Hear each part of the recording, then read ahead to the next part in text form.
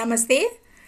నా పేరు Vijayalakshmi, Vedic and KP astrologer. ఈ వీడియోలో 2026 సంవత్సరంలో మీనరాశి వారికి గోచార అంచనాలు అంటే క్లుప్తంగా చెప్పడం జరుగుతుంది. ఈ సంవత్సరంలో జూన్ 3 వరకు కూడా మిథున రాశిలో గురువు సంచరించి తదుపరి కర్కాటక రాశిలో అక్టోబర్ 31 వరకు జూన్ 4 నుంచి చేస్తాడు. ఆ తర్వాత సింహరాశిలోకి నవంబర్ డిసెంబర్లో ప్రయాణం చేస్తాడు. ఇక రాహుకేతువులు డిసెంబర్ 5 వరకు యథావిధిగా అదే స్థానాల్లో ఉంటారు. కుంభరాశి, సింహరాశిలో, మీనరాశిలో రాశిలోనే శని సంచారంలో మార్పు లేదు. అయితే వీరికి ఈ సంవత్సరంలో కొద్దిపాటి మార్పులు అయితే జరుగుతూ ఉంటాయి గురుగ్రహ మార్పుల వల్ల కూడా. అయితే ఆత్మవిశ్వాసం ఎక్కువగా పెరిగే అవకాశం ఉంటుంది. గురుగ్రహ ప్రభావంతో అదృష్టం కూడా కొద్దిపాటి ఈ సంవత్సరం బాగానే కలిసి వస్తుందని చెప్పచ్చు. ఆరోగ్యం అయితే బలంగానే ఉంటుంది ఈ సంవత్సరం వీరికి.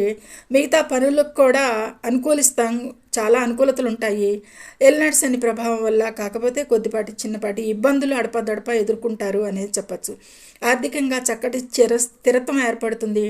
ఇక ఆదాయ మార్గాలు కొత్తగా అవకాశాలు వస్తాయి.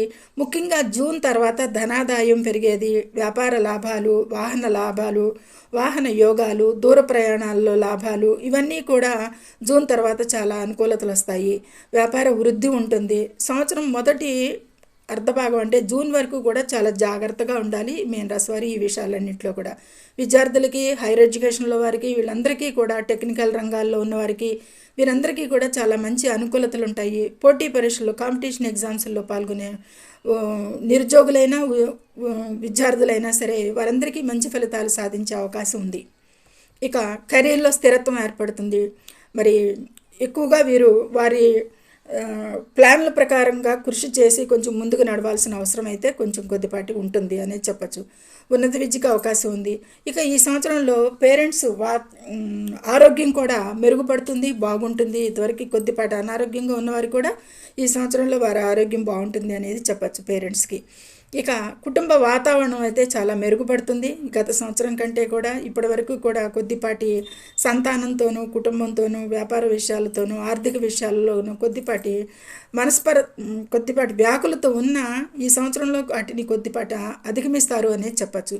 పరిహారంగా శని ప్రభావానికి ఓర్పు వహించాలి. ముఖ్యంగా ప్రతిరోజు విష్ణు సహస్రనామాలు, శివుని పూజించటం, చేపలకి ఆహారం ఇవ్వటం, ప్రతిరోజు విష్ణు సహస్రనామాలు చదవటం మంచిది.